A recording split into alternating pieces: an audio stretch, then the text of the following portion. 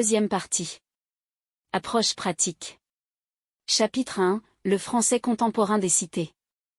Il s'agit d'une nouvelle langue composée d'éléments arabes, créoles, africains, portugais, tziganes et autres.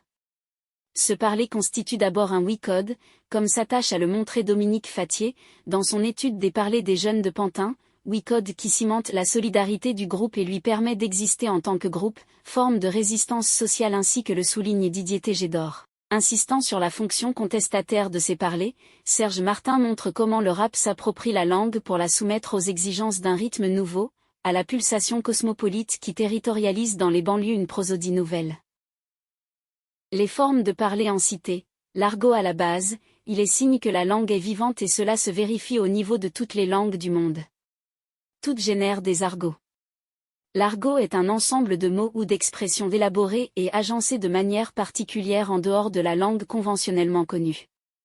Il est né pour ce qui nous concerne dans des milieux en marge de la société et qui utilisent une langue cryptée propre au groupe. L'argot est un dialecte social réduit au lexique, de caractère parasite, dans la mesure où il ne fait que doubler, avec des valeurs affectives différentes, un vocabulaire existant, employé dans une couche déterminée de la société qui se veut en opposition avec les autres. Il a pour but de n'être compris que des initiés ou de marquer l'appartenance à un certain groupe. L'argot utilise un vocabulaire imagé, policier devient poulet. Sa grande particularité est qu'il offre beaucoup de synonymes, le mot « arabe » en a plusieurs points. Le glossaire français argot en cite toute une liste, beurre, bico, bougnoul, crouille, gris, coloto, melon, rabza, raton, rebeu, robeux, roloto. Beaucoup d'exemples peuvent être vérifiés en ligne. On remarque le degré de mépris véhiculé par ces termes. Mais le langage des jeunes des cités qui nous intéresse est celui des banlieues zones d'immigrés où le verlan fait office d'argot propre à la communauté de seconde zone. Certains mots sont devenus bien connus, clope, flingue, flic, malgré qu'ils sont toujours considérés comme argotiques et font désormais partie de la langue populaire. Le verlan est communément présenté comme argot conventionnel consistant à inverser les syllabes de certains mots, exemple. Laisse béton pour laisse tomber, féca, café, tromé, métro, ripou, pourri, et, avec altération, meuf pour femme. Il s'agit d'une forme de langage codé qui s'est répandue surtout dans les banlieues et s'est propagée comme forme de langue populaire dans les années 80. Le mot verlan lui-même est une inversion de « envers ». Toutefois, les permutations ne se limitent pas aux seules syllabes. Elles peuvent porter aussi sur les phonèmes ou les lettres normalement non prononcées. Les procédés peuvent être encore plus complexes avec la reverlanisation. Exemple, première verlanisation, arabe, beurre. Deuxième verlanisation, beurre, rebeu. Beaucoup de publications mettent en relief ces différents procédés. Dans un souci de simplicité, nous retiendrons ceux retenus par Wikipédia. Les procédés de vernalisation, l'encyclopédie en ligne Wikipédia rappelle que l'inversion est caractéristique de cet argot. Elle retient que pour la majorité des mots verlanisés on procède par les opérations suivantes. A. L'ajout ou suppression de la dernière voyelle. Dans ce cas de figure, la tendance est à la transformation des mots mono- et trisyllabiques en des mots disyllabiques. Exemple, cherchéreux. Bled blédeux. Flic fliqueux. Rigoler rigole. Énervé nervé, suppression de la première syllabe. Les procédés de vernalisation, B. Le découpage. Le mot ou expression est découpé en deux parties compte tenu de l'usage et de la facilité à prononcer le mot final. La coupure se situe en général avant la syllabe accentuée sur les mots de plus de 2 syllabes, les deux parties sont de taille approximativement égale. Sur les mots de 2 syllabes, elle se situe presque toujours entre les 2 syllabes. Exemple. Chéreux, blédeux, fliqueux, rigole, nervé. Et d'autres, cigarette, vas-y, fameux, riché, morceau. C'est l'inversion. Après découpage, on intervertit les deux parties. L'inversion est une caractéristique du verlan. Elle est présente dans toute construction d'un mot de verlan, tout mot formé au moyen de cette inversion est un mot de verlan. Exemple. Rechet, foncdé, de blé, quefli, gollerie, vénère, garetsi, ziva, meufa, acécédille, tchéri, saumor. Des points est la troncation du mot. Pour des raisons de prononciation, on peut retrancher la voyelle finale du mot, ou même parfois la changer, mais le cas garet-cigaro ne semble pas spécifique au verlan mais plutôt analogue à des diminutifs comme apéritif apéro, par exemple. Le terme « garo » peut également venir de l'arabe dialectal « garo » signifiant cigarette. Exemple. Rush et rush, keuf li keuf, meuf à meuf. Les fonctions du verlan. La plupart des études en rapport avec le langage des cités retiennent 4 fonctions essentielles. Il y a bien évidemment les autres fonctions précédemment citées dans la partie théorique et qui sont relatives au langage humain proprement dit. La première qu'on cite souvent à propos du langage des cités est la fonction identitaire. Les jeunes se reconnaissent à travers cet idiome propre qui leur assure le sentiment d'appartenance à un groupe. Ce qui est frappant, c'est que cette identité est hybride. Elle ne puise pas sa raison d'être dans les considérations communément connues. Ni la religion, ni la couleur, ni l'origine ethnique ne constituent un paramètre pour l'appartenance au groupe. C'est la condition sociale, le sentiment de marginalisation et le vivre ensemble dans la cité où l'on se sent chez soi et en sécurité. Le film « La haine » du réalisateur d'origine hongroise juive Mathieu Kassovitz illustre bien cet état d'esprit à travers l'amitié entre 3 adolescents, Vince un juif, Saïd un maghrébin et Hubert un noir. L'utilisation du verlan est un moyen d'exprimer leur marginalité, leur sentiment de rejet par la société, leur différence mais aussi l'attachement à une identité française. Cette fonction identitaire du verlan permet à ses usagers de se situer entre la culture de leurs parents qu'ils ne possèdent plus et la culture française à laquelle ils n'ont pas vraiment accès. Fonction cryptique. Crypter le message afin qu'il ne soit pas compris hors du groupe. Avec les profs, on parle à la soutenue, mais quand un kéhomme, mec, de la Tessie, cité, se fait serrer par les kisdés, policiers, en général en civil qui se déguisent, il parle à scom, comme ça, parce que les flics ne captent que 2 ou 3 mots, Goudaillé cité dans le tapuscrit la variation linguistique. Fonction ludique, la langue maîtrisée devient comme une sorte de jeu. Les jeunes cherchent des mots plus drôles et plus sympas. On serait tenté de parler de fonction poétique. Fonction initiatique, elle émane de la fonction identitaire qui fait que les jeunes cherchent à imiter les adolescents et à expérimenter le pouvoir de la langue.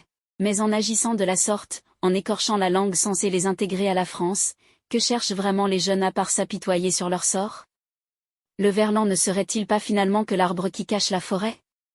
Mehdi 20 ans, dans une vidéo de l'INADI en substance à la minute 2, c'est comme pour le morse. C'est un code. Les militaires ils utilisent un code pour ne pas se faire comprendre par rapport aux autres et nous c'est un code entre nous pour ne pas se faire entendre par les roseaux. C'est tout, ça s'arrête là, ça ne va pas plus loin. Malheureusement, rien n'est moins sûr. Malgré que le professeur Jean-Pierre Goudaillé, auteur de « Comment tu tchatches » à la fin de cette vidéo voit en le verlan un enrichissement de la langue française, la réalité est que ce code pose problème à ses usagers même et qu'il n'est pas perçu de façon pareille par tout le monde. Il est donné comme handicap voire facteur d'exclusion notamment le moment de la recherche d'un emploi. Le même Jean-Pierre Goudaillé cité dans un article en ligne du magazine Sciences Humaines craint qu'une fracture linguistique vienne se superposer à la fracture sociale et enferme les jeunes des cités dans une sorte de ghetto culturel. Comment devons-nous interpréter ce langage intentionnellement linguistiquement incorrect? Nous verrons dans les sections du chapitre qui suit ce que sont les soubassements de cet état des faits. Chapitre 2. La langue de la réalité crue, le verlan, langage du miroir. Le verlan est la non-langue, source de fierté et de plaisir mais aussi d'angoisse pour ceux qui le parlent. Méprisé par certains, exploité par d'autres, le verlan, à l'image de ses locuteurs, est ambigu, parfois violent parfois amusant et très vivace, c'est la langue miroir dans laquelle se reflètent les multiples tensions de la société, la diversité des références des verlanisants. Qualifié tantôt d'argot vulgaire, grossier apanage des petits voyous, drogués et truands de toute nature, tantôt de jeux de langage à l'usage des adolescents et de ceux qui veulent les séduire, le verlan se parle depuis le début du XXe siècle et fait parler de lui depuis maintenant une décennie. Le constat est sans appel. Les jeunes vivent dans un environnement de tensions multiples. Tensions au sein du groupe même, marquées par un langage violent, feu pour désigner une arme, c'est de la balle, pour dire super, déchiqueté, au lieu de frapper etc.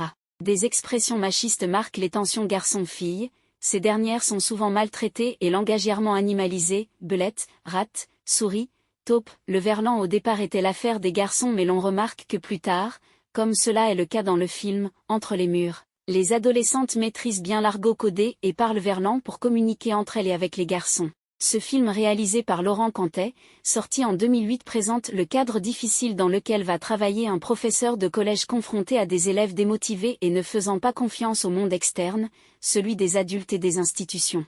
Tension avec l'extérieur, ceux qui ne sont pas dans le groupe « fromage blanc », pâté rillette, désigne le français de souche. Un noir, intégré, qui se comporte comme un blanc, est appelé « bounty ». Le verlan apparaît comme une forme de résistance à la domination, mais la conséquence inéluctable n'est autre que le repli du groupe sur soi-même, lequel repli devient enfermement avec son lot de conséquences.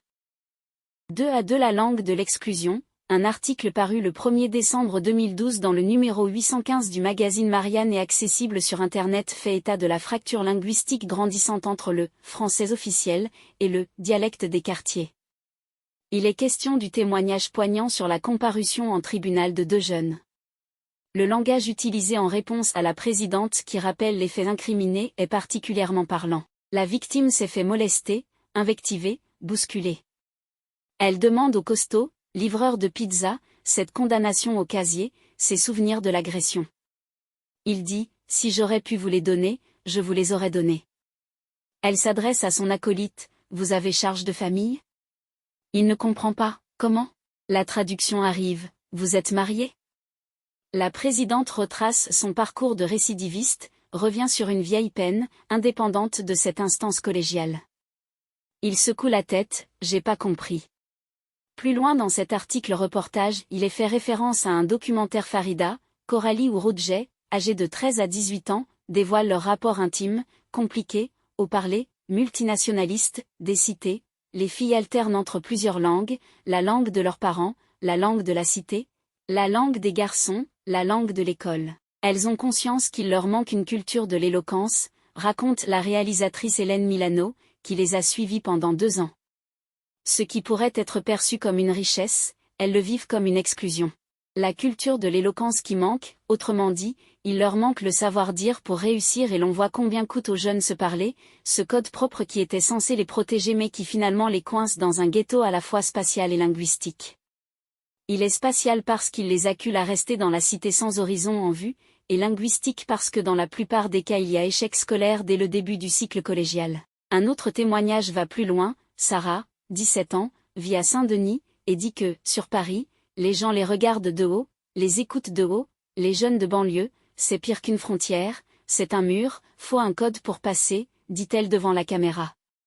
Sarah aimerait bien parler comme les gens civilisés, éduqués, mais la sonorité la rattrape, l'estampille, même si tu utilises les bons mots, t'as l'accent de ta cité, et il revient.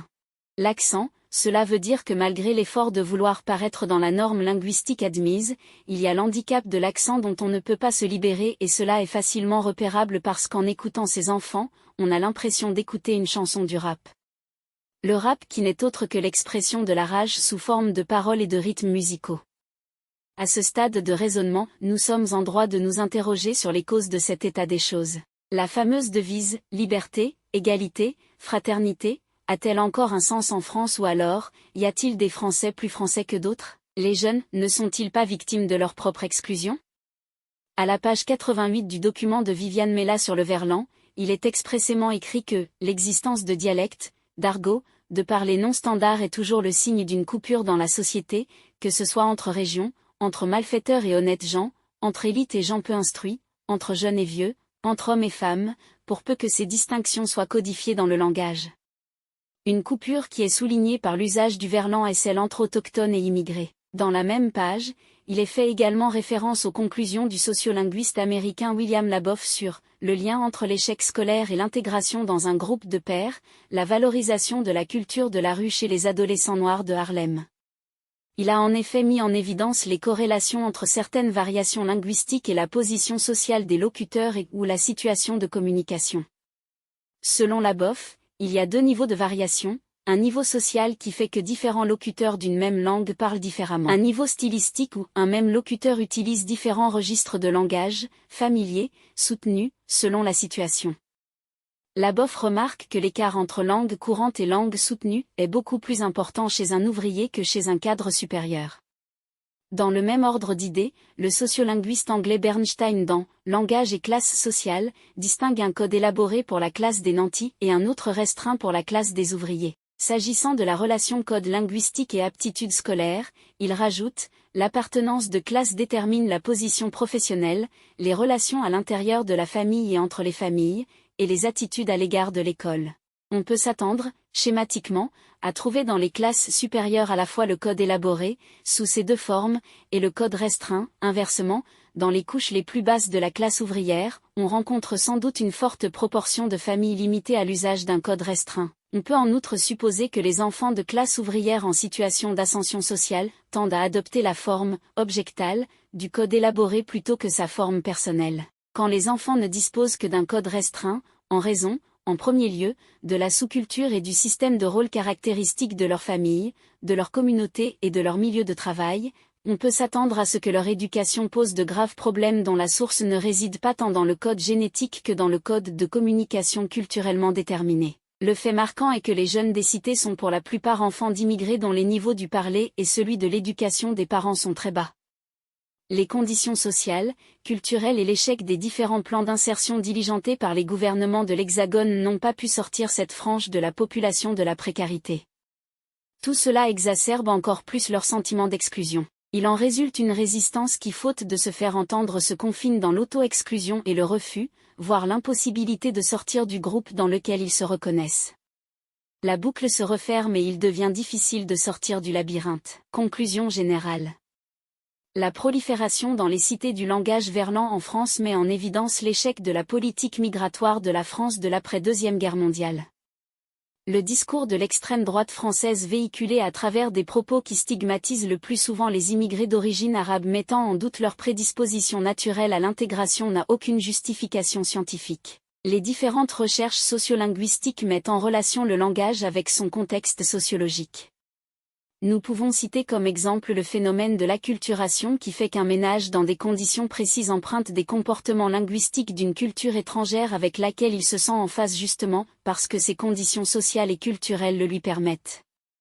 Pas besoin d'être sur Paris dans un quartier huppé pour avoir un langage soutenu. Le brassage culturel se fait à travers plusieurs canaux, le monde n'est plus qu'un petit village où tout se transmet et des fois en temps réel. La question langagière appelle à plus de vigilance parce qu'il y va de la cohésion sociale qui dans le cas qui nous intéresse montre ses insuffisances. Les cités de banlieue en France sont souvent le théâtre d'affrontements entre jeunes des cités et les forces de l'ordre quand ce ne sont pas des bandes rivales qui se font la guerre. Les enjeux langagiers sont énormes, même chez nous, la question récurrente de la langue d'enseignement suscite polémiques et positions antinomiques.